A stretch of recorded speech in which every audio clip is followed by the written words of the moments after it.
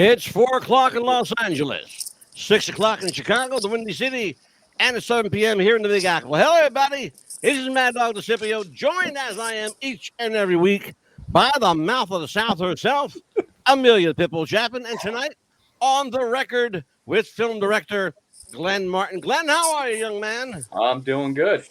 We have one hell of a show tonight. He promised an all-star cast. Well, I will tell you, Glenn Martin did deliver. I will introduce our guests one by one tonight, and then we'll get into the man of the hour. How about that? All the way from the Netherlands, one of my favorite actors. He can do pretty much everything, this guy.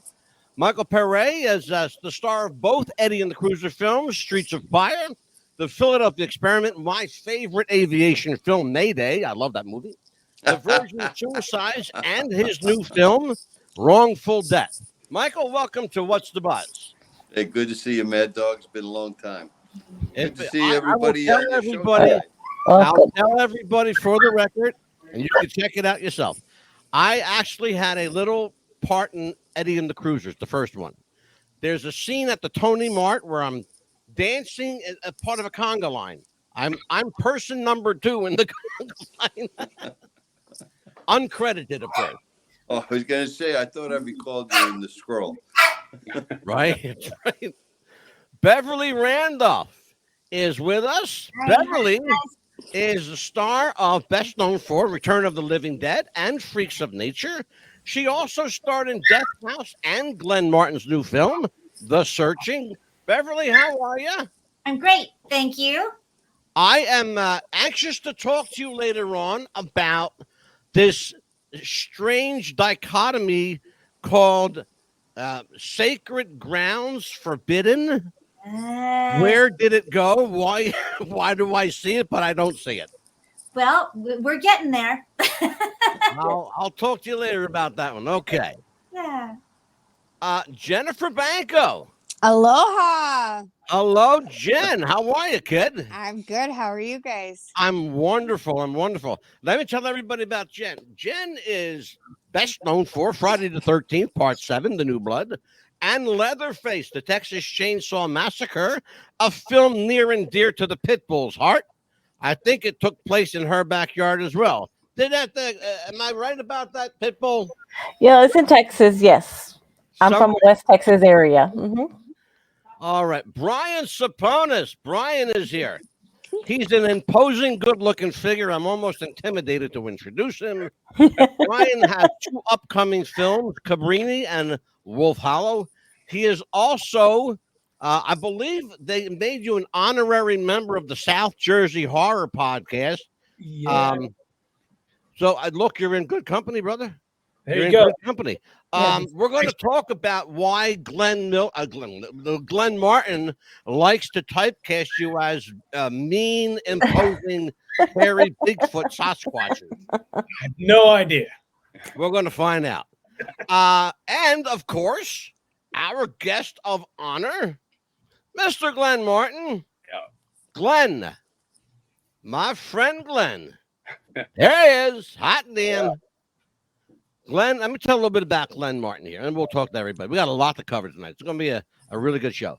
Glenn Martin has achieved cult status with such films as Kampout, Cemeteries, Curse of the Hanging Judge, When Night Comes, The Searching, and In the Shadows. He's my special guest, and joining him tonight is the principal cast of his latest 2 films. Ladies and gentlemen, Mr. Glenn Martin. How are you, my friend? Good. How you guys doing out there?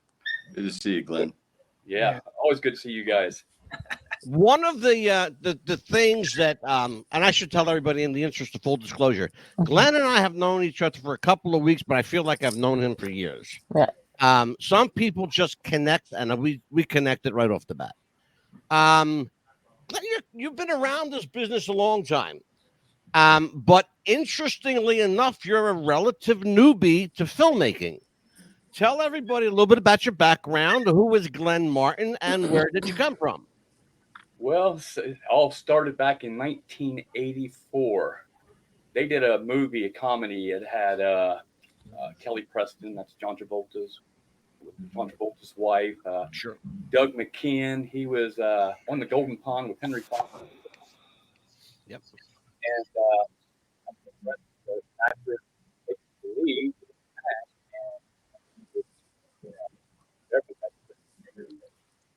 Is it me or are you breaking up there, Glenn? Oh, can't really? hear him either. There you go. There we go. But hey, that's Bob. There's Bob. That's Bob Romanus is with us. Hello. Let me, Say, Bob. Glenn, I'm Hey, going guys. to interrupt you for just a moment, Sure. Glenn. We've got another cast member. Ladies and gentlemen, making his way into the ring is Robert Bob Romanus, best known as the dapper, cool talking Mike Damone, from the cult classic, and it really is cult status, this film, Fast Times at Ridgemont High. That plus an additional 90 films to his credit. He is an actor, acting coach. He is also an individual and group coach as well. He sings, he writes music, he plays. A multifaceted individual. Bob, welcome to the show. I'm the Mad Dog, and it's great to have you on. What's the buzz? Well, thank you. Hi, everybody. Good to see you, Bob. Yeah. All right. Our Let me- coffee connoisseur. What? Bob is our coffee connoisseur. Oh, yeah. Expert. How are you? Oh, mm-hmm. Brother, one of our sponsors is a coffee company. I'm going to turn you on to them. Two Rivers Coffee. Oh, well, I'd love to try that. Yep. We'll send you a box out. Amelia, Mm-hmm. take note of that. Yes. Send the box of Two Rivers to Bob Romanus. Absolutely. All right. Perfect. You're looking pretty dapper there, young man. I got to bring the boss back in here because I cut him off while he was talking. Oh no, let Bob go. So let me bring him back up here. All right. Go ahead, Glenn. So anyway, Bob, actually through my friend Chris, that's how I got Bob into my movies. Chris Nash, Bob. Yeah, And, yeah. Years went by. I went into the military. I was in the Navy for 4 years out in L.A. And me and Chris started writing some stuff. And actually one of them is the Bigfoot Kampout. And one thing led to another. A few years later, I started getting things together, and we filmed When Night Comes. It was just a little thing I did, and it wasn't nothing major or big. And then we got together, and this is really funny. Zach Galligan and me and him were friends on Facebook. And you guys remember Candy Crush? Yes, I do.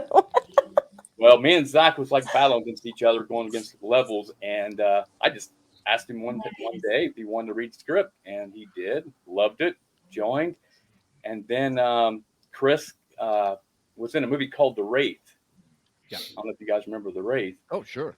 And his friends in that was Dave Sherrill and James Bosian. They played like the little goofball guys in The Wraith. One drank the motor oil and things like that. And Bosian was the other little sidekick. And so they jumped on board. And Right. then James Bosian calls Clint Howard. Clint Howard jumps on board. Mhm. Then that's how God we got bless you. Clint I love Howard. I love Clint. I've I've had worked some with him a few times. I've had some experiences with Clint. He's an unusual character. He's a unique individual. I think he's a great, talented individual, but he's a little quirky. Yes. Michael, would you say that, Michael? Yeah, well, I've worked with him about 3 or 4 times, and Right. he's an amazing talent, and you got to realize he's like 3rd generation, Hollywood icon. Yeah. His father did his last job. I think he was 98. Wow. Yeah. You know, Oh, he sure appeared was. in his last movie when he was 98 years old. He's like Clint Eastwood, and Ron Howard and Clint Howard and Gentle Ben. I mean, Clint, sure. and he had a punk band that was very successful for a while. Isn't that interesting? I did. Yeah, That's something I never knew. I realized he was on television when he was 4 years old. Well, I got you up here, Michael. Let me ask you. We're going to tie it right into what Glenn was talking about. How did you find yourself in this project, searching in the shadows? Where did this meet you? Glenn reached out to me on Facebook, and he sent me his script, Cemeteries, and we were spending a lot of time trying to get that movie put together, which is now in pre-production. And And then he said, in the meantime, I've got this other story. And he sent that to me, which was a Sasquatch movie. Sure. And he said, and we also are about to shoot this other movie, which is the one that where I met Bob, because we shot that one first. So I guess I've known Glenn maybe three years. Well, that's almost 4 years now. Yeah. Yeah. Right. It's 2024.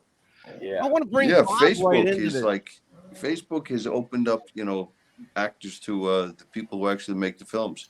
They're Well, cutting out the you know agents what, and Michael, managers. Let's talk about that a little bit, Michael. It used to be where you couldn't even get to an actor or an artist without management approval or some kind of a green light from a studio.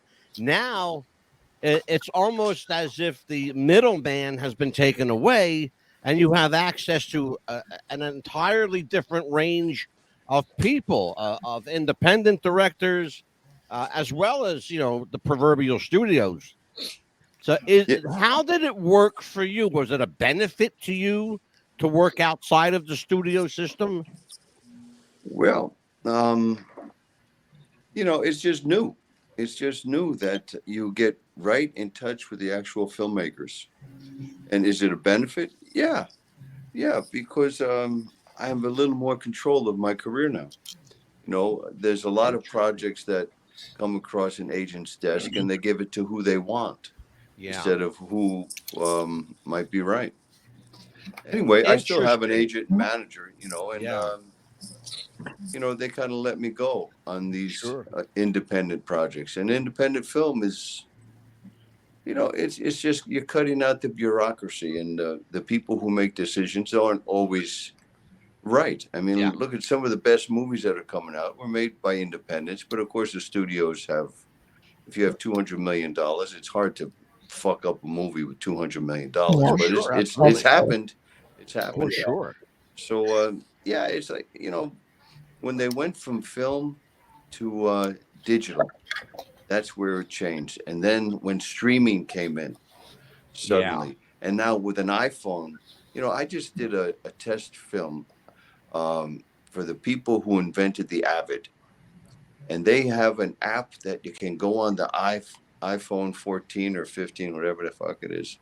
Right. And they can do all of the special effects. It's like being in an LED stage with your iPhone. Wow. Absolutely remarkable.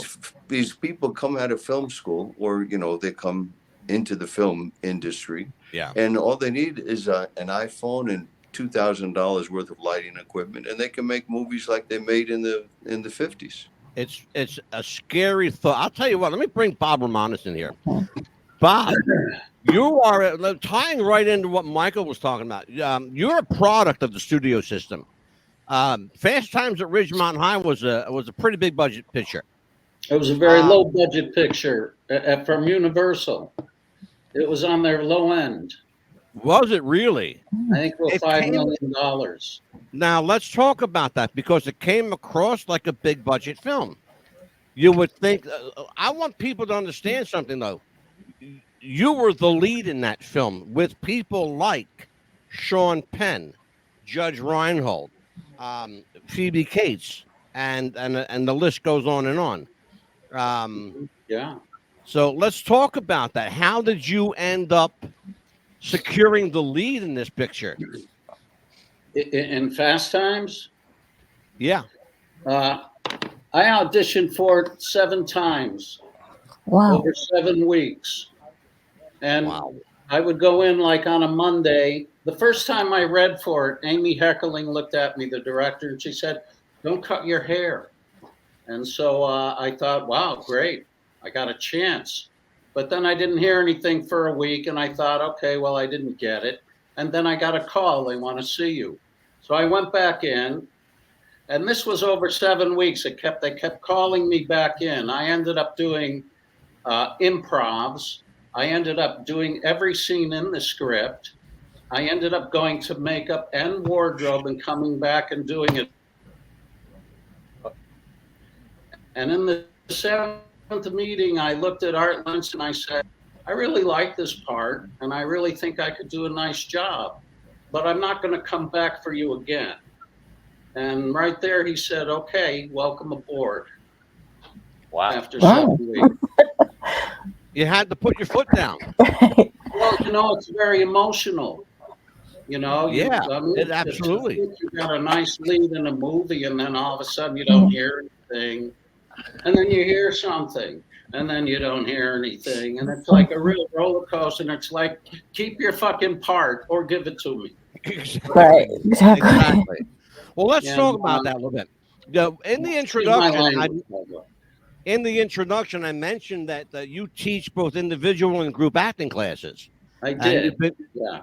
Yeah, and so there's a great deal of emotion involved in that. How do you convey to a new actor who may not be particularly outgoing or able to reach that depth with them to pull out emotion when needed in a scene? Gosh. Well, What a simple question, huh? yeah. I guess it's practice. It just is practice. It's like if you keep doing it, you keep getting closer to it and deeper. And the older I get, the easier it is for me to go to those places. When I was younger, it was very hard to go to some emotional places. But Yeah. I mean, I don't know how you get there, really. Yeah. Just interesting stuff. I want to bring in Beverly. Beverly is patiently waiting away, and I promise I'll get to you too as well, Brian and Jen. So don't go anywhere. Stay with me here. All right. One of my favorite screen queens. She's still got it, baby. She's still got it. Beverly, talk to me a little bit about working with my late friend Clu Gulliger. Aw, that's something. He was wonderful. All the men on that shoot were wonderful. All the older gentlemen, James Karen and Don Calfa and Clu, they were fine gents. Getting their makeup on, they were a bit naughty. Yeah, I was going to ask you about that. Jim Karen had a kind of a naughty sense of humor. Yeah, he was the troublemaker in the makeup room. Oh, yeah. One time, he has a great wife. Well, he's passed away, but he has a great wife. And one time they had a thing, and she caught him flirting, and she took her martini and just dumped it on his head. And he just sat there and laughed his head off. He thought it was so funny. I love it. Yeah. So how did you get hooked up with Glenn Martin, and how much did he have to bribe you to jump you on board here? You know what? It's so funny. It's the same story. Facebook. We became friends on Facebook. And it seems to be a recurring theme, isn't it? Yeah. Facebook. But you know what though? It's like you spend somewhat of a deep. Well, I don't much anymore because I've been busy. But you kind of spend a lot of time visiting with your friends on Facebook. Hi, how are you? Hi, how are you? And it just kind of snowballed. And then someone say, "Hey, I'm sending you a message," and I don't like the messages, but okay, yeah. Can I send you a script? And it's like, yeah, okay, sure. And here's my email. So it was like that. It happened that way. We do get a lot of offers on Facebook. Some crazy stuff comes up, and you can kind of feel of whether it's baloney or not. Oh, sure. Like there was here when he showed up with a script that came to my email. I'm like, wow, okay, this is really good. And he goes, hey, we're gonna shoot here. We're gonna do this, and you're gonna do this. And it's like, oh, okay, it's he just grabbed that bell and rang it hard. Okay. I'm so blessed to have two of my favorite screamers on the show tonight. Jennifer, you're up. I shouldn't do that. Sorry, you guys. Kid. Let's talk about. Well, first of all, let's talk about. I want to bring up here. I'm going to get Jen's bio here. Here's Jen's bio. Hot damn. Friday the 13th. How did you find your way into the New Blood? I auditioned. It was actually the very first movie that I ever auditioned for, and I was the last person in on the final callback. So I looked at my mom and I was like, okay, this can go one of two ways. Yeah. Either I'm gonna go in and they're going to be so freaking tired from auditioning all day long that they're not even going to remember me. Or I'm going to go in and they're going to be like, this is what we were waiting for. So I was 10 years old and I took my moment. I asked for my moment. I said, excuse me, can I have a moment? And I walked away from the directors and the producers and I faced the wall and I got all my emotions ready and I started to cry. And then I turned back around and I started my scene and I got him. I had him by the balls. So 10 years for old. you, it's interesting. We just heard Bob Romanus talk about going back 7 times to audition for the same part. Why do you think? What was it about you? Was it you think your youth, your young age at the time? Was it? Did inexperience is what I'm saying? Did inexperience work in your favor? I think it was like my maturity actually as a child. We were Well, on location. We were going on location. Mhm. It was gonna be extreme weather, extreme circumstances, Right. and so I really seriously believe that first moment that I took to show my maturity in my Okay. vulnerability is probably what you know. It's Like, okay, interesting. this I girl like can the way handle you. being in the middle of a river, you know, floating downstream. She'll be I okay love the with way this. you answered that because I never said anything about maturity. I said experience. Yeah. Isn't it interesting how we correlate the two? I had no experience. I was 10. It was my first audition. How about I had that? maturity. Remarkable. Remarkable. Wow. So in that case, it actually worked in your benefit. I believe so. Yeah. I could be wrong. I could be making this all up. No, listen, if I say it worked for you, you go with it. That's great. Brian, Bigfoot himself. Let's talk, brother. Yes, sir. You got a couple of films in the works. You've got Cabrini, Yeah. which is are we finished or are we still in production? No, we shot that back in 21. That's actually scheduled to release in March. So, Okay, and I knew it was going to be close. Yeah. Wolf Hollow. Talk to me about Wolf Hollow. That was a film that actually is released. That's out. You can get that out on Amazon Prime, on iTunes, wherever. We got that distributed. The big one we got coming up is Grind. That's the big one coming up this year. We're in the process of raising funds for that, and that's going to be one hell of a ride. But, yeah, we'll be talking a little bit more about that on January the 22nd. I want to tell everybody that Brian Ceponis will be my guest for the entire show on January 22nd, as I hope will each individual member of this ensemble. I'm inviting everyone back. Yes, to please. be on your own show because I want to talk to everybody. Well, I will tell you, one of the things that kind of wrenched my gut is that I wish, and Glenn, I have a bone to pick with you, my friend. All right. Look at this man. He's tall, he's handsome, he's dashing looking. You're going to put him in a fucking costume? Oh no, he in a hairy costume. In the shadows, he plays the father of the killer in the future. I do. Okay. So yeah, I actually get out of costume. But the funny thing is, Mad Dog, you know, like Jennifer was saying, you know, her maturity got her the role and her talent, and Bob was saying 7 times. See, mine comes out. It's real easy. Mine was height. I got the role because of my height. Yeah, I'm sure. But you're a big actor, man. Yeah. Well, you're like 6'6", 6'7". I'm 6'5", so you know. I knew you were up. I thought you were like 6'6", 6'7". Yeah, 6'5". But it was Facebook wasn't the issue in this one. I actually got it through networking, which is another big component of this industry is networking. Well, I have a question for you, Brian. Yeah. What are the advantages to not being seen? How do you make it work for you? I mean, after all, let's be honest, you're an actor and you want your acting chops to come through, but yet you have the disadvantage of not being able to physically emote. They can't see your face. How do you work it?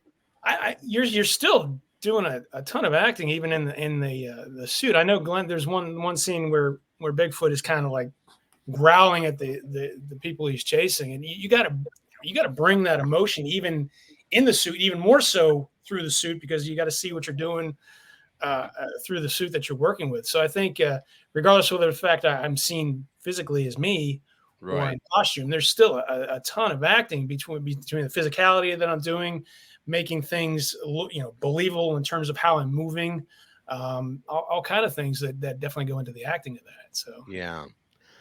Bob Romanus, let's bring it back up here. Let me talk to you a little bit.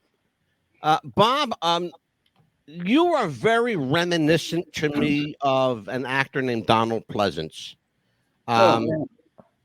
And I wanted to find out if in this particular film, did you draw upon the Donald Pleasance character in any way, shape, or form to create this psychiatrist? Well, I'm going to be honest with you, Mad Dog. I never saw the movie. It's Friday the 13th. What's the movie you're talking about? Friday the 13th? Halloween. Oh, yeah, Halloween. Yeah. Mm-hmm. I never saw Michael Myers. Yeah, I didn't see it. Horror movies scare me. They're supposed to. That's great, Bob.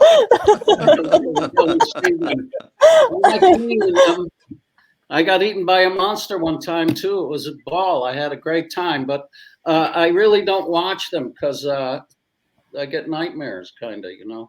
It's eerie. The portrayal is eerily similar to Donald Pleasance's character, Dr. Loomis, in Halloween. It's Glenn and I actually spoke privately about that. Did we not, Glenn?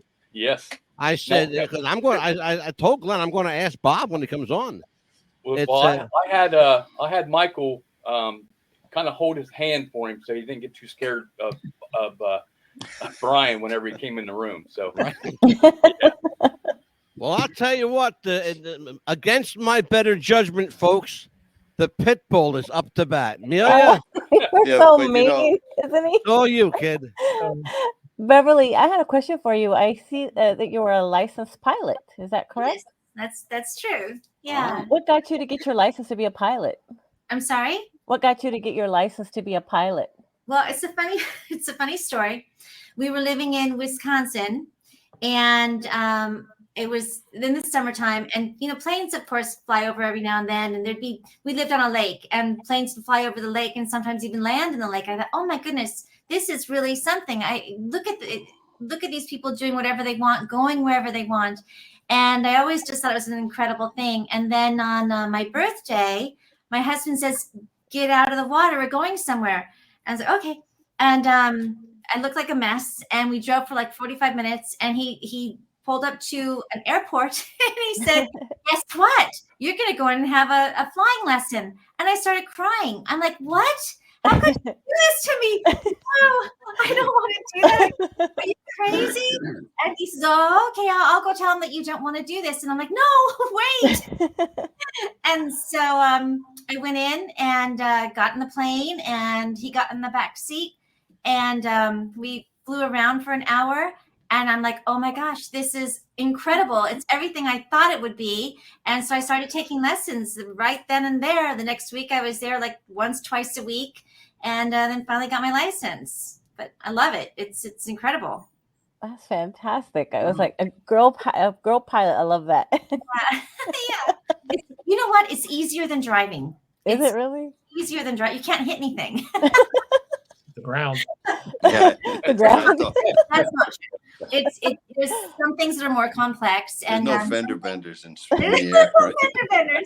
Although I did have a close one with what are those, like a C the big cargo? It's a C. What are those? C-130. Yes, big little pucker thing. Oh, and I was taking off, and one was coming. It was behind me, and it was landing, and I was on the runway, and the control tower said, "Beverly, get off the runway," because when they land, the force that comes out from behind the plane would have just blown over my little C-174. Oh my goodness! And one time, I was doing my solos. And so I flew into military airspace. And of all places. And so next thing you know, I've got these little fighter jets coming around me, and they go, you know, you're not supposed to be here. And the other guy goes, it's okay, I'll get her out. He goes, follow me, and it's like these big, you know, planes. Anyway, it was very fun. It was very cool. It was a big mistake on my part, and but I didn't get any trouble. They were really nice about it. So I had a lot of experiences flying, a lot of crazy times, but it's incredible. It's when you first land for the first time at night, and you can turn on the lights to the airport from your plane is incredible.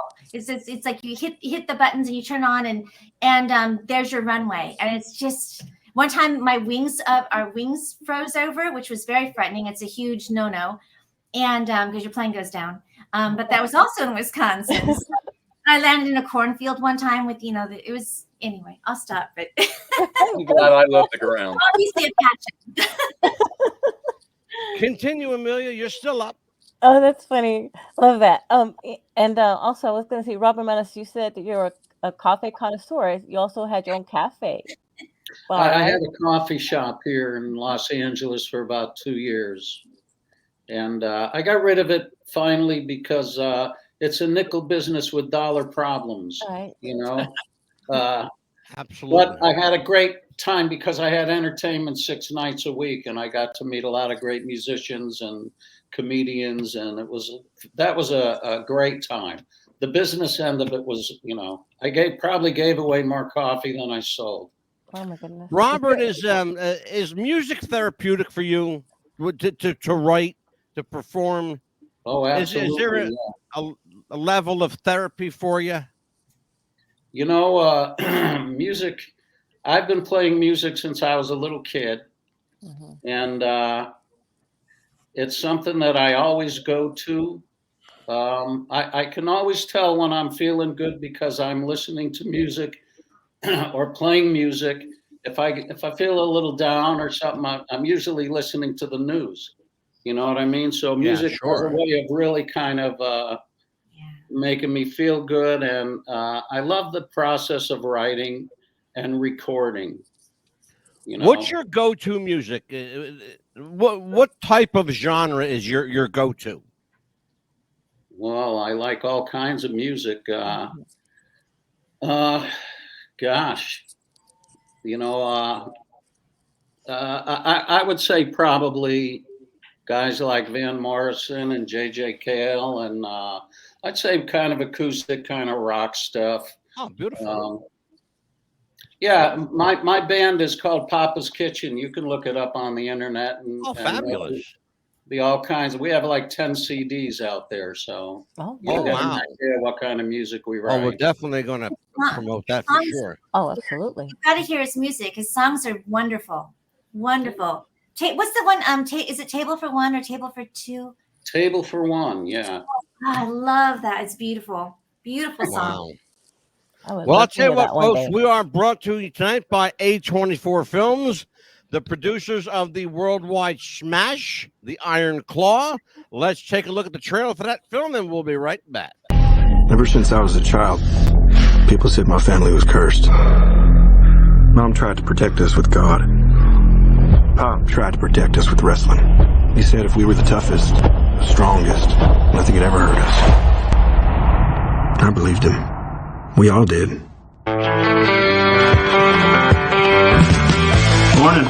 Pants tomorrow, please, David. Pare, I want you to join your brothers in the ring. Yes, sir. I love that. Woo! Now, we all know Pare's my favorite, then Kev, then David, then Mike. But the rankings can always change. What do you want in life, Kevin Eric? More ribs? I want to be with my family. You know, be with my brothers. What do you like to do with your brothers?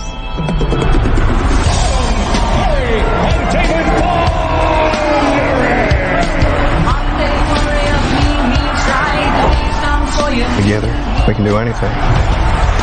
We're here to restore justice to the Wrestling Federation that our father built with his own 2 hands. The hands that will pass down to us. The hands that will deliver the Iron Claw to you. So what do you think? Like we're alive. I love your family, Kevin. Don't we, Uncle? Yes, sir. Oh, man, that makes me so happy. Can I talk to you about something, Mom? Dad's too tough on us. You gotta say something. Baby, that's what your brothers are for. Feel that? You feel that? That's pressure. You push it too hard. I'm fine, kid. Seriously, I'm just sick. I'm scared, man. It all out of control. Terrible accident. I should have stopped him. I need to think about my family. Your job is to wrestle. Live up to that deal, or we are through. I told you to look out for him! I just love being out there with you guys. It's the only thing that matters to me. Romanus will forever be the greatest family in the history of wrestling.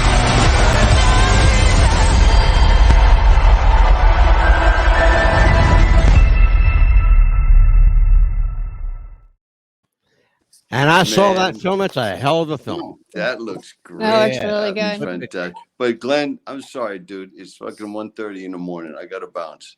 Yeah, I figured Okay. that. All right. Well, I'll tell you Good to what, see Michael. all. I'll come back. Okay. I'll tell you what. I am going to send you a personal invitation. I want to do a show just with you. Yes. You got it. Okay. When And I'm I in LA, promise it it'll won't be so difficult. No, I promise it'll be during the daylight. Good idea. For sure. All right, Gil. Good to see you all. Bob, Chang. Thank you so much. Good to see you. Thank you so much for coming on the show. It was Beverly, a pleasure. have a good night. Thanks All so right, much. Love Michael. you. Take care, Nice my to see friend. you, It was a Michael. pleasure to meet you. Bye. Likewise. All right, let's get back to. I'll tell you what. God bless him. It's 1 o'clock in the morning, where Michael was in the Netherlands, and bless his heart for staying up. And thank everybody. Thank you for being with us tonight. We are approaching. Let's see, our first commercial break. But you know what? We're going. You know, Amelia, we're going to. I think we're going to bypass our commercials tonight. Sure, why not? Why not? Why the hell not? Oh, Our that's a cute little sponsors love dog, it. Jennifer. What I wanted. Oh, look, He's my doggy. emotional support pet. Oh, well, wait a minute. Hold on. Doggies. This is Rocco. What kind of puppy you got there, kiddo? Well, now he doesn't want to be a part of it. It's when nobody's watching, right? He's camera shy, right? All of He a sudden. is. That's funny. Cute dog. What kind of dog is that, Jen? He's a Jack Russell Terrier. Oh, Jack He's Russell. Okay. 100% good boy. I don't know if you've ever heard of that breed. Oh. No, and Amelia, you know anything, but you don't know. No, mine are 100% good boy. No, that's a new one. I'll tell you what, I want to bring Glenn. Glenn, you are the man of the hour. Let's get down to the nitty-gritty here. You're a film director. You've done a lot in the business. Relatively new to film. When a script approaches you, or someone has an idea off the cuff, do you take everything seriously, or do you instinctively know what's going to work and how it's going to look?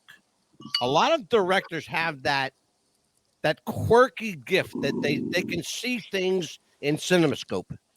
Well, the first thing that you got to keep in mind, everybody has an idea. So when you're on the set, you're hearing this, hearing that. So you just kind of grapple it and say, listen, just do your job. I'll do my job. Somebody else will do their job.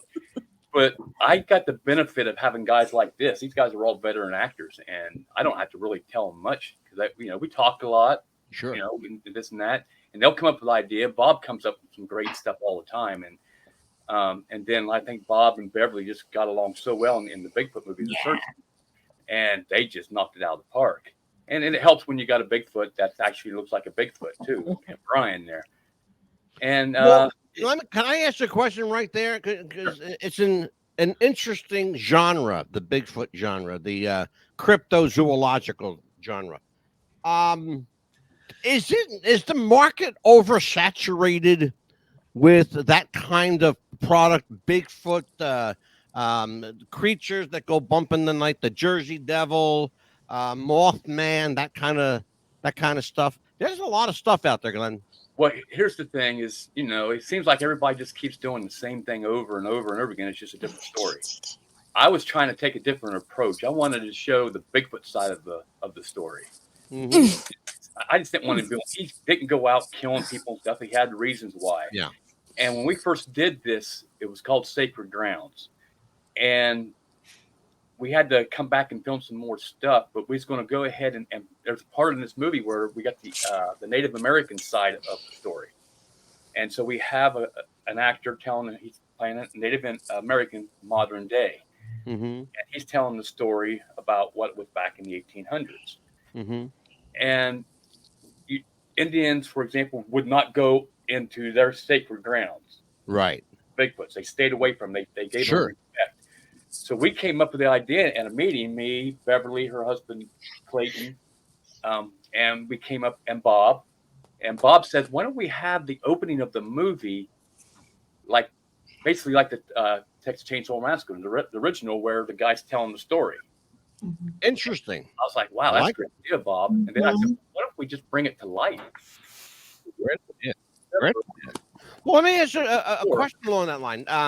You mentioned the Native American folklore in the background. Did you approach the Native American community, and were they supportive of the idea? No, we didn't get that far, because what happened was, well, poor Beverly went to a horror con or something and ate some bad fish. Well, they're not sure, what went wrong, but I was in the hospital for a bit. Yeah, I was sick. So we had to postpone it. So I decided that, okay, I'm going to get Michael Pare, Robert Romanus, Jennifer Banko, and we're going to make this Bigfoot movie, which was now called The Searching, was Scacred Grounds, and I'm going to make the title of that movie The Searching, and we're going to go on a different angle. I'm going to do Scacred Grounds on a standalone Western. So it's cowboys, Indians, and Sasquatches. So we're going to hopefully be doing that here springtime, somewhere in that area. Beautiful. And we're going to have a lot of good actors. Well, I'll tell you what, Glenn, you got a hell of a cast here. It's a hell of an ensemble cast. I'll be honest with you. Be very honest with you. But any cast costs money. You have to spend money to get good people. Exactly. I'm imagining you probably wiped out your savings account. You probably emptied out the bank. I had an investor that wiped out his. No. Let's talk a little bit about finance. Independent film finance. It's no secret. It's no secret that anybody that's made an independent film, it's hard to get funding. It's much easier to get a $200 million budget than it is to get a $2 million budget. Well, and that's just the sad truth of filmmaking. And that's exactly, because I'm telling you, there's some movie people out there can make a $25,000 movie and become success and make millions of dollars. That's luck. Believe me, it's not that easy. When you don't have a lot of money to work with, it's time restraints. It's like, we only got 8 hours today, guys, because we can't come back tomorrow. Yeah. We can't go too much further above, because then actors get tired and they're getting cranky with crew. So it's best if you can get a good, strong budget and work for 3 weeks instead of trying to cram in 1 week in a 3-week process. Well, Robert, let me ask you a question. You've worked under various constraints, both financially and time-wise. Is there a benefit to working under these financial constraints? Does it pull your creativity to the surface, or you have to work a different way to achieve $1 million budget look? Well, it's easy to throw money at something to fix it. When you're working on these little budgets, you have to be creative. Yes. You don't have the money, your time, and so you get creative. What's that saying? Necessity is the mother of invention. Yeah. Right? And so, poverty is his father. And when you don't have any money, you just have to figure out how you're going to get through it. You don't have a big, a big dolly, or you don't have that, but you have a little hand truck. Yeah. So you strap the camera guy onto the hand truck and you drag him across the floor, and that's being creative. with a tracking shot because you don't have the the $20,000 camera that's gonna do that. So you have to get creative, and actually I think it's kind of more fun. It's absolutely the whole process is. I love it. Everybody being creative. I love everybody independent films. Glenn and I have talked at length about the freedom that comes with making independent film. I have a lot of friends. They've been on the show. Amelia, filmmaker out the yin yang. Okay, absolutely. We've had filmmakers out there, and everybody's got their own way of stretching a dollar. Yes. Brian, I wanted you up here front and center, so I want to talk to you about this. You're a guy like your fellow actors. You rely on getting paid for your job. Yes. And perhaps it's not as much as you may want or deserve, but are you ever unhappy, and how do you approach a director or producer about the work that you're giving as opposed to the compensation you're getting? I don't know. That's a tough question because you kind of know going in where things stand. I always look at it as in today's environment in the entertainment business and filmmaking, it's so competitive, right? That I look at if you're landing roles or callbacks or things, you're doing a pretty damn good job because there's if I get on a set, how many thousands of other actors want my role? Yes, I want to be paid, and yes, I want to be paid, fairly. Sure. But there's also that kind of intangibles, like I got a role that people would give their left arm for, and this film may take off and may do something big. So there's things beyond like, okay, maybe I'm not getting paid as much as I want, but I know that this film might do something that these guys are going to do other films, or somebody's going to see this film and they're going to hire me for another film. There's so many other things and aspects in the filmmaking industry that kind of cover for maybe films where I'm not getting paid as much as I think I should, or things of that nature. But you're still getting a role that people want. It's still valuable, and there's a lot of value in that. Oh, absolutely, for sure. Glenn, I'm going to bring the probably the youngest member of the crew up here, and so I'm going to put her on the hot seat. Jen, let's talk a little bit about filmmaking. You are probably, I would venture to say, the youngest of the crew. In all candor, right? Perhaps. Perhaps. So you're a relative newcomer. You've been involved in this for a little while now. Here's what I'm getting at. I've been a member of Screen Actors Guild since 1986. Okay, so you're just a kid. I got suits older than you, lady. Now, I'm going to talk a little serious here. Glenn comes to you with this film. He says, "I've got a great part for you. The money's a little light, but I think you could, you might find some meat in this to sink your teeth into." You think about it, you jump on it right away, you go consult someone. Well, he sent Beverly first. He sent Beverly first, and literally Beverly could talk me into like killing somebody and hiding the body with her. Like I would do anything Beverly told me to do. I'd be like, okay. So he kind of cheated because I went in full 100% like trusting Glenn 100% because I trust Beverly, and so I was just down. We were in it to win it. Absolutely. I love that attitude. I really do. One of the things that I like to do when I have guests on the show is I like to go there. I like to go where other interviews don't. That's why thank you for great sponsors. I have no language parameters on this show. Did I just say a bunch of fucked up shit? No, it's all good. Fantastic. Hey, we love fucked up around here. Absolutely. Oh, we love fucked up around here. Wait, hold on, I can fix that. Action. But here's what I want to do. I want to talk a little bit, and let's address this. You've got I'm conservatively say a half a dozen pictures under your belt, right? Somewhere around there, 6, 7 films, 8. Who? Glenn? Who, me? You, Yeah, Glenn. yeah, you're Glenn. Oh, well, I got 4, then we got 4 coming. So yeah. Okay, so you got a half a dozen or so under your belt. All Yeah. right, let's talk a little bit about prioritizing film. Do you necessarily go throw your weight, your money, your life, your energy behind the one that tugs at you, or the one that's waiting for you to be tugged at? The one that's waiting to be tugged at? Well, I guess you can say all the above, because if you don't feel a movie's done just because everybody else wants it done, that can be the most dangerous thing, because in back of your mind, you're like, man, I got to fix this movie. And that's what happened with the Bigfoot movie.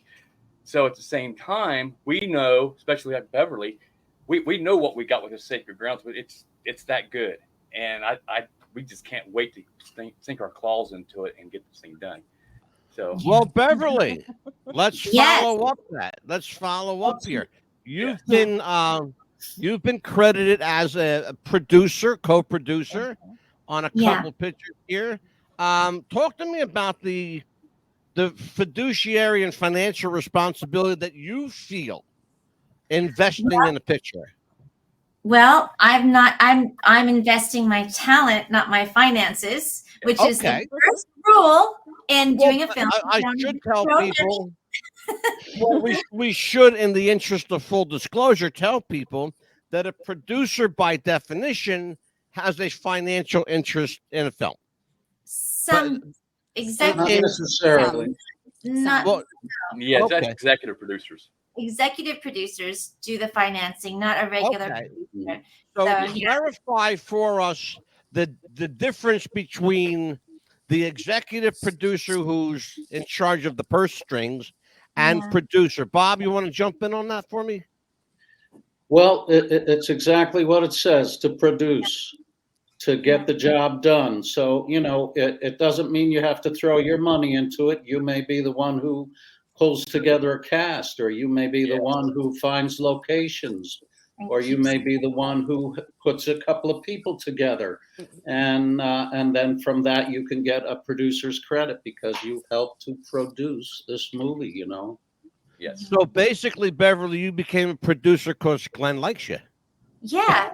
And I didn't sleep with him. No.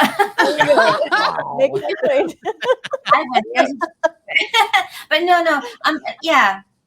Well, my husband and I have been doing this for so long that we have. My husband knows a lot more than I do. He works in the film business consistently, and I've been I'm the second generation of film business people, so I have a good idea of what to do and what not to do, and I've been on many sets since I was a little kid, so it's just I kind of know how it goes. So, Pitbull, questions for the cast? Sure, Mr. Glenn Martin. I had a question for you. What's the best location you've found to make your movies at? Oh, right here in my backyard. I mean, really? It's beautiful here in Southeast Ohio. I mean, everybody that came out. I mean, put it this way: we have a big underground lake or spring lake in my hometown. Well, not where I'm at now, but where I grew up. And I took Jennifer there and Bob and Michael Pare to this thing. I need some more water. I need some more water. I mean, it gushes out of the hill, and it's the best tasting water. I mean, there's literally no taste to it. It's that good. Bob, you remember that? Yeah. Yeah. We have like that here too in Zephyr Hills. It's a beautiful countryside. It's especially for the Bigfoot movie. I mean, it was everything. It was hot. Ask Brian. He knows. He was in the suit. It was hot. One day it was hot. One day it was freezing. The next time it was freezing. Oh my gosh, that was horrible in November. Jeez, that was nuts. In the shadows, yeah. And now in the shadows. Now we filmed a lot of that in Georgia. Right. Brian, Michael Pare, Jennifer didn't have to come back for that because we got all her stuff shot in Ohio. Right. But, well, I'll tell you what, Glenn, that's a great segue because I have the trailer queued up for you. Okay. So why don't we take a look at this and we'll talk about it after the after the break. Okay.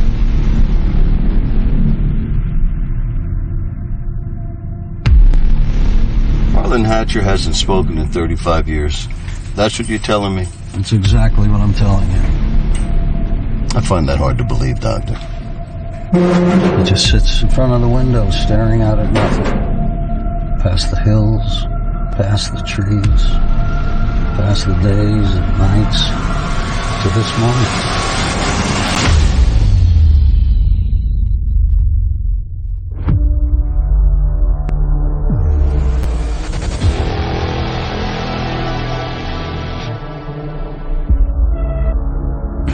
What's going on? Your wife's been murdered. What? How? I think I can answer that question for you, Tom. Dr. Lucas, what are you doing here? Harlan has escaped. Grandpa, where are you?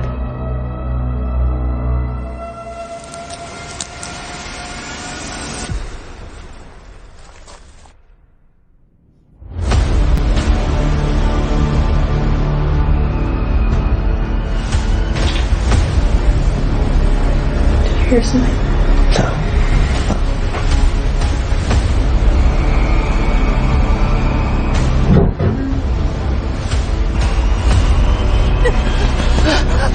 Oh my God.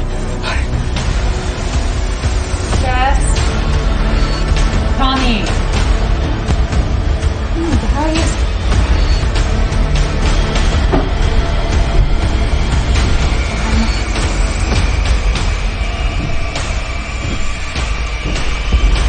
Hello? Are you there?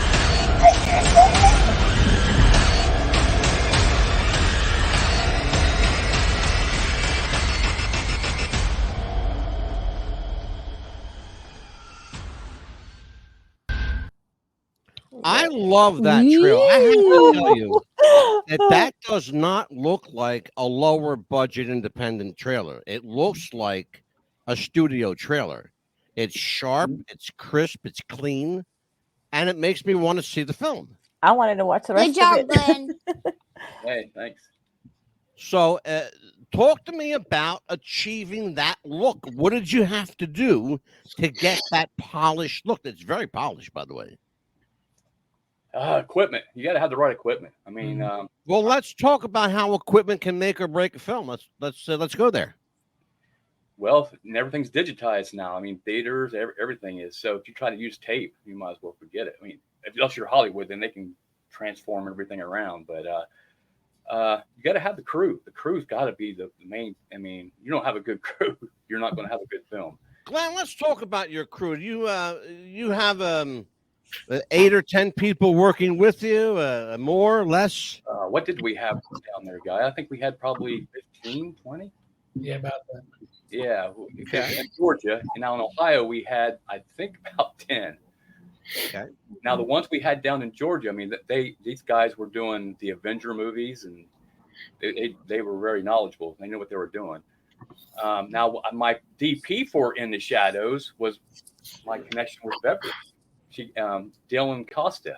He's one of my director of photography on that, and he did a really good job. I mean, me and him purchased this camera, and man, it was awesome. But if it started sprinkling, you had to hide. Right. Well, I'll tell you what, Glenn, I'm going to pause you right there for a minute. I am up against the hard break. Okay. We will be right back after this word from our sponsor. Jess wanted to start a business when something surprising happened. Today, I'm going to teach you how to crochet. She started crocheting, like a lot. And her friends noticed. Jess, you need to sell those. So she signed up for Shopify and started building her business. Yes, I love that. And after a lot of hard work, this happened.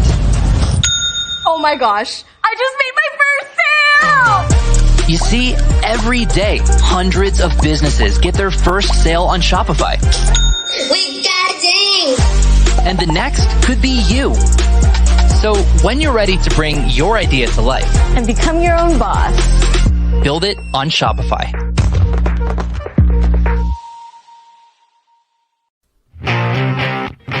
Do you have sweaty balls or volleyball netty balls?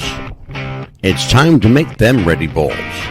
The Manscaped.com Lawnmower 3.0 will do the job and clean your knob with its patented no-nick head, so your head will function as desired. Enter promo code Wrestling Future for a generous 20% discount. That's enter Wrestling Future for a 20% discount. Manscaped.com and Wrestling with the Future, going balls to the walls with Manscaped.com and the Lawnmower 3.0. Your balls will thank you, and so will we.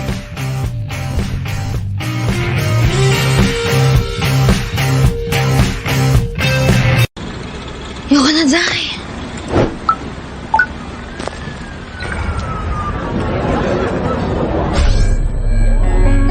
Ayun na, pre.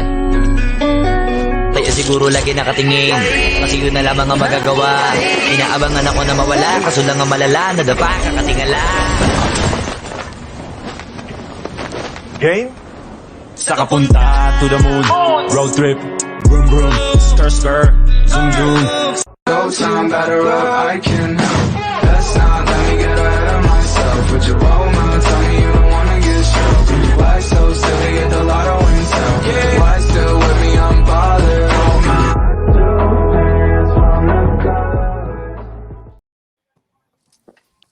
I love that commercial spot. What's up with that one? The manscaping. What the heck? What was that, Glenn? Manscaped? Is that what that was? Manscaped.com. They have been my sponsor for 7 years. That was hilarious. That was so funny. I wrote that commercial. I produced it. I performed it. That's his voice. That's me. Absolutely. I want to bring Brian up here again. Brian, you have an interesting path to entertainment and to acting. You are an athlete. Yeah, I was. Talk to me. Talk to me about this must have been a really sudden and dramatic turn in your life. Let's get a little preview of your show. A little preview. Yeah, no, just a kind of, not really. I kind of came out of college with two pie in the sky dreams that I wanted to be a professional athlete, and then I wanted to be a professional actor. So the athlete had to come first because I couldn't be a 40-year-old rookie. So I ended up I'll save most of the drama for my individual show. But basically, I had an opportunity to go play professional volleyball for on and off over the course of a decade over in Europe. Played in Switzerland, played in Ireland, played in Norway, and then retired from that in 2004. And that's when I said, okay. And my wife and I were living in Dublin, Ireland at the time. I said, it's time to do this acting thing. So we moved from Dublin out to Los Angeles, and that was when my whole acting career started. Everybody goes to LA. Nobody goes to Dubuque. No. Or Akron. Akron. There's not a big film market in Akron. Oh God. The dog. Where's the doggy? Where's the doggy? Dog's on the loose. Up. Oh wow, Jen, what happened there? You all right, kid? There she is. Okay. The sun's going down, so I was trying to turn on another light, and it's not turning on. Oh no. Okay. I thought you were got in trouble. We're getting ready to send a search party for Jen Banko. No, I was trying to get some Amelia. light up in here. Next round of questions for the crew, Amelia. Go for it. For Rob Romanus, do you find it easier acting more in a sitcom, or drama, or more like in a movie? What's the easiest for you? Well, they're all about the same, whether it's a sitcom. They all have their challenges. If you're working on a sitcom, different pages keep coming every day. So if you memorize your lines and you go down and you rehearse, and they hand you new pages with new lines. So you're out constantly trying to remember something, On a film, you're lucky if you get a chance to rehearse, before you actually, a lot of times you just go down to the set and you start working. A lot of people don't take, weeks to rehearse and everything. Maybe my favorite thing are plays, because Love it. You work on a play from the very first page to the very last page, and it's a real process. And as you rehearse over and over and over again, you just get deeper and deeper into the material. And it's really a process that's really satisfying. I love the idea of live theater. My wife and I belong to a theater guild. It's one of the things that, I mean, you can't replicate live theater. You know, you can do any number of things on film, but there's nothing like seeing people, real human people, on a stage performing. I don't care what anybody says. I even really like believe bad that. plays. I'll even go watch a bad play. I just like, that's a really fun place to be, is in the theater watching or being acting. You know? Jennifer, what is your Yes. experience with live theater, Jennifer?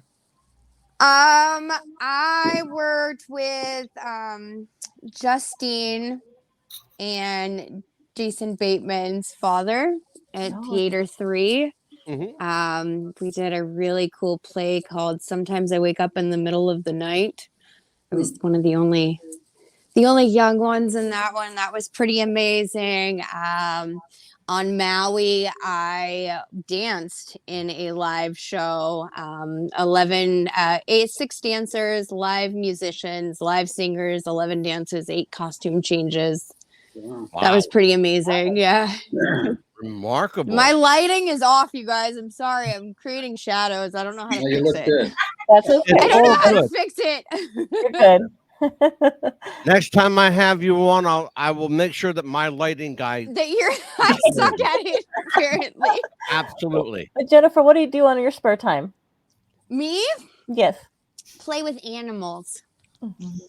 Animals are my it's my therapy. I run a little pet care business with my dog. And we specialize in play dates so that I can make money while my dog's playing with other dogs. Oh, that's so sweet. All right, Glenn. The big guns are back up. All right. Let's talk about future projects. I know that you and I spoke privately. You have 3 or 4 projects in the wings that you're working on.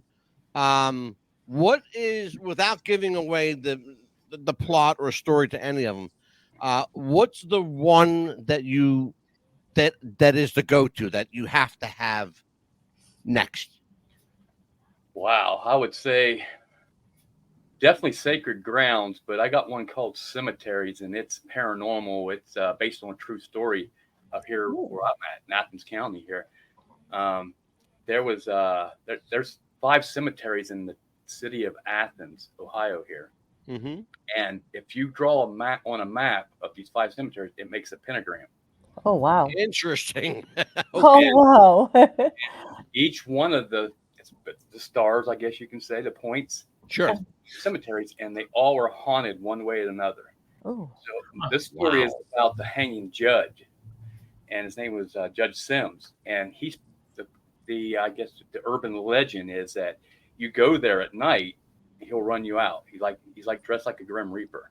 Oh, really? And and he chases everybody out. But the place's been decimated now. It's just there's no stones or anything there anymore because the college just kids would go up there and party and destroy the stones and all that stuff. Would that even make the story? That sounds creepy. I like that. I like it already. Let's go find him. Let's go find him. But that's one that I really like. My producers for that is Matt Pare. He's a Hollywood casting director. He did the Rush Hour movies, The Notebook. Sure. And his partner is Ron Wells. They're business partners, and they have Lionsgate involved in that, so that's a good thing. And then we have Scacred Grounds, which, man, me, Beverly, and Clayton, I know we know what we can do on this. It's going to be really good. And Clayton really worked hard for about 2 or 3 weeks with the Beverly. Then Beverly got to tend to her, but that's okay. We went and made In the Shadows and finished up searching. So, but there's one called, it's called the Apocalyptic that I really like. It's going to be a TV series like Walking Dead. It's about a meteor shower hitting the Earth and causing the apocalypse. And Interesting. And gases come from the atmosphere from them coming through, and it causes a psychotic state to certain humans, and then there's certain beasts. Dead on steroids type TV show.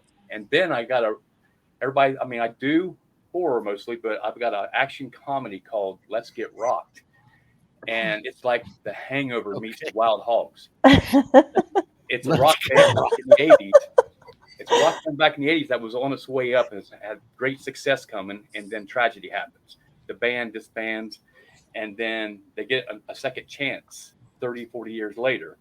Oh, my God. They get the band back together, and they go from L.A. to Cleveland, Ohio, Rock and Roll Hall of Fame, to do the Battle of the Bands. You know, there's more truth to that than you realize. You know how often that's happened? Yeah. It's going to be a good one, man. It's I spent 45 years in this business. I spent 30 of those years in music. So, and I recorded bands, I managed bands, I booked bands. Brother, let me tell you something. That you have no idea how on the money you are right now. That's like, if I'm not going to tell you what to do, but that's a go-to for me. That's your new name, On the Money Glenn. The thing is that, but like I told you earlier, you've got to have every piece of the pie. Oh, sure. If you got one bad apple, it can bring the whole production to a crash. Everybody has a job to do. If you don't have every piece of that pie, you may not have a production, brother. I got news for you. You got a lot of issues. I mean, it could be somebody that has to take Bob to the airport or pick Bob up at the airport. If he don't get him there, we're behind. I'll send my car for him. Don't worry about it. Yeah, exactly. So a lot of people think it's just it's all fun and games. It's a lot of work. I mean, I'm sure it is. Put the pencil on the pad all the way till the movie's getting ready to go in the theaters. It's work all the way through. We're going to do our round robin section. Now, we have Pitbull and I do a section here called the round robin. What we're going to do, going to take a question, go around the horn with it. Let's start with Bev, since you are the one up here. Beverly, the emotional content that you invest in a film, worth the investment or draining afterward? Always worth the investment. Explain.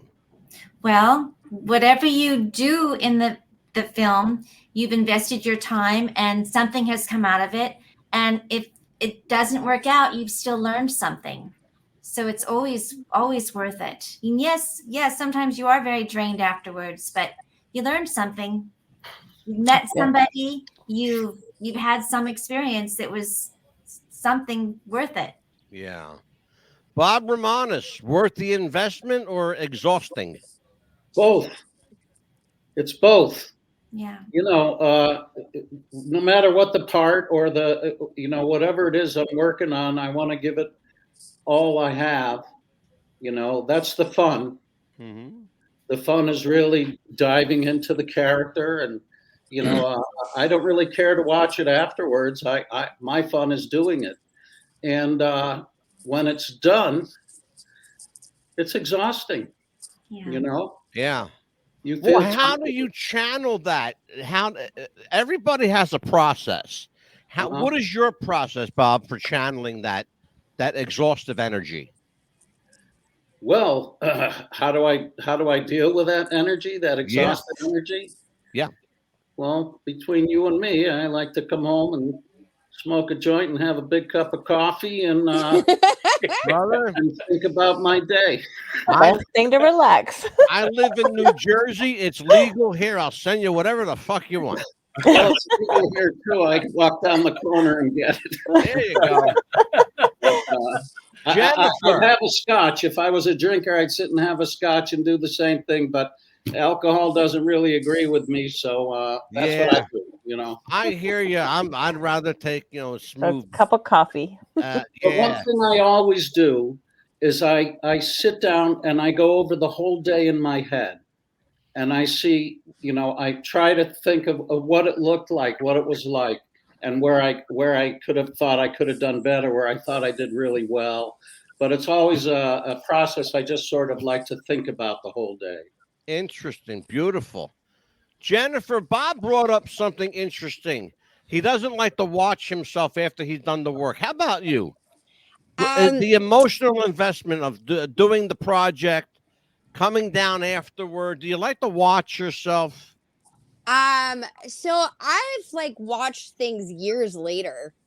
I don't know. I was never a really watch myself kind of person unless there was a premiere or something. Do you like to sit in the dailies and watch the dailies? When we're doing voiceovers and stuff, of course. Right. Okay. All right.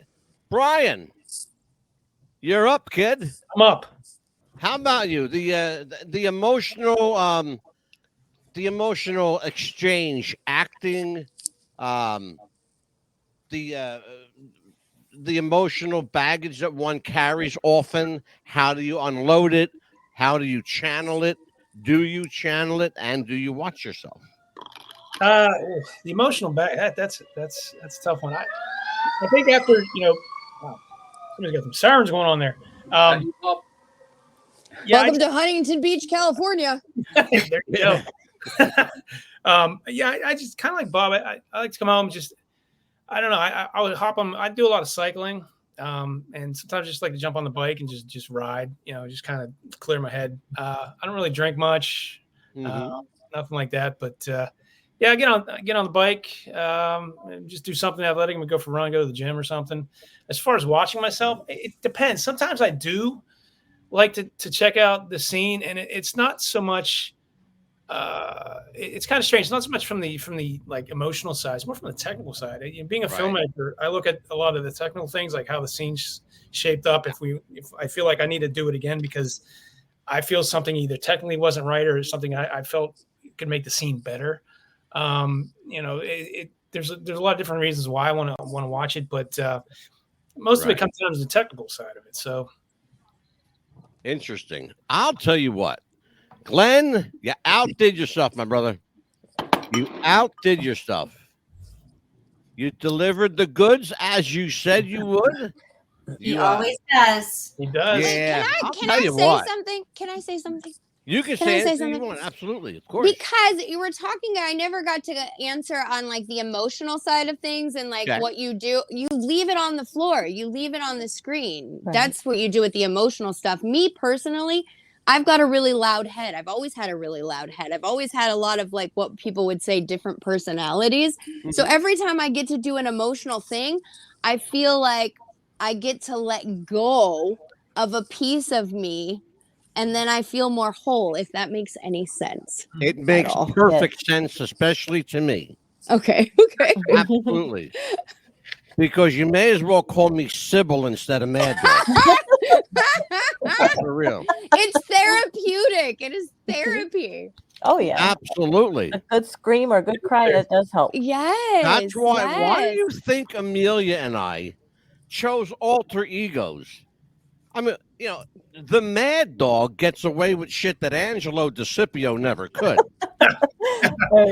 And the Pit Bull is an outright smooth criminal because you get away with fucking murder, lady. I got news for you. But then if anybody messes with you, they have to deal with the Pit Bull. Hell yeah, girl. Yeah. I'll tell you what.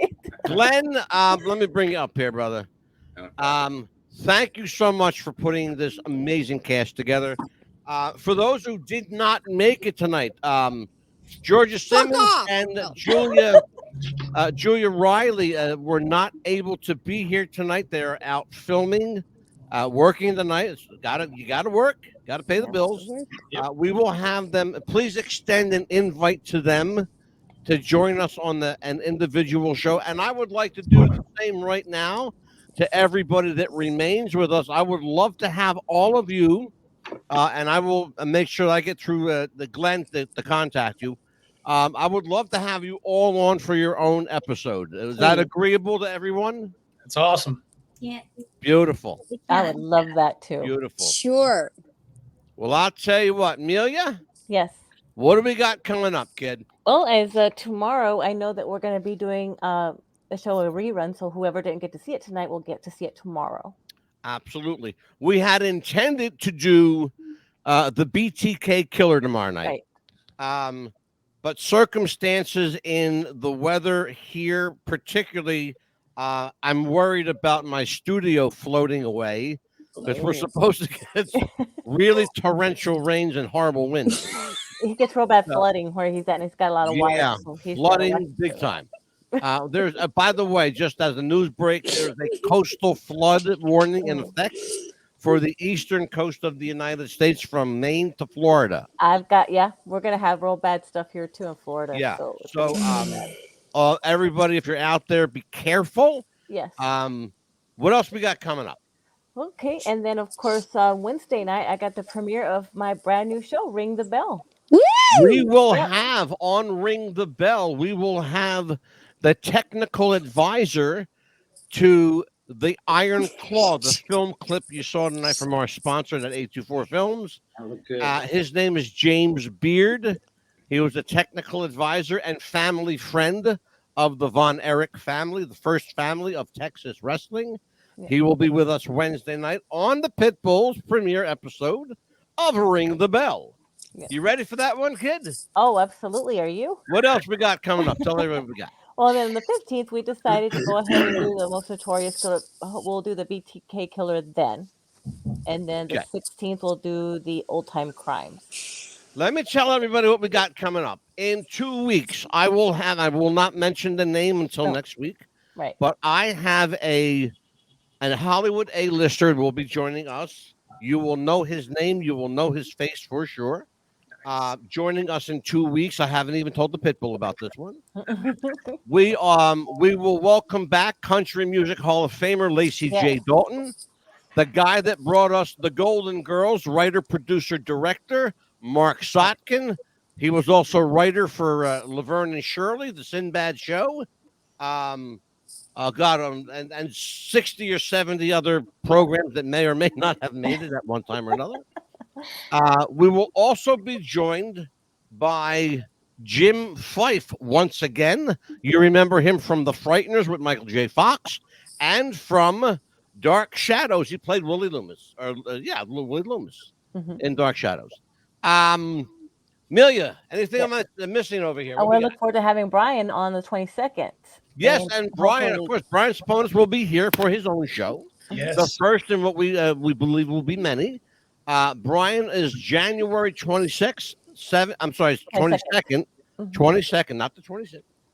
January 22nd at 7 p.m. Eastern, 6 Central, 4 Pacific. Brian, we are looking forward to that show, my friend. And can't wait myself, man. Thank you. Getting to know who Brian Ceponis is. Looking forward to it. And as are we. I'll tell you what, we really, really are. So, ladies and gentlemen, Beverly Randolph, thank you. Yes, thank you. Bob Romanus, thank you so much, my friend. I want you back for sure. Yes. Jennifer Banko, there's a spot waiting for you, kid. Brian, we'll see you. Glenn Martin. Thank you. This is the first of many shows, my friend. We will rerun this broadcast tomorrow night on all 3,400 of our stations worldwide. Yeah. I welcome our newest station in Stuttgart, Germany. And thank you very much to WRM in Milan, Italy. Thank you so much. All right. Take care, everybody. Can I say one more thing? Absolutely. Yeah. Can you mention my new podcast I'm going to be starting? Oh, go ahead. Oh, wait. I got a couple things to do. You know what? You just reminded me of something. Oh, okay. You just reminded me of something. If any of my friends out there, my investor friends, would like to make money in the movie business or be a part of the film business, Glenn Martin is looking for investors for his upcoming films. Jeez. And you can reach him at the Glenn. Give them your email address, your contact info. It is nightmarefilms@gmail.com. There you go. And Glenn, you can say whatever you want, brother. You got the floor. I have a new podcast, and I'm going to be actually teaming up with Beverly. Here. Oh, wow. Yeah, and it's called Light camera horror. Horror. Oh, Not wow. action, horror. So we'll be speaking to about anything horror and other things. So you know, it's kind of like my Let's Get Rocked. It's a comedy. So everything about horror, but it's mostly about horror. I gave him a great name for a podcast, and he shit all over it. It was called Movies and More. Yeah. Well, that's the problem when you got, like I told you, when you're on set, everybody's got their ideas. So now that it's out there, it's now public domain. You can have Movies and More. Run with it. There you go. There you go. Watch it be a success. Yes. On behalf. Sorry. Oh no, it's all good. So good. On behalf of Amelia the Pitbull Chapman, on behalf of Glenn Martin, Robert Romanus, Brian Ceponis, Beverly Randolph, and Jennifer Banko, and a special thank you to Michael Pare. This is the Mad Dog. We will see you tomorrow night. Be good. God bless everybody. We'll see you around. Bye-bye.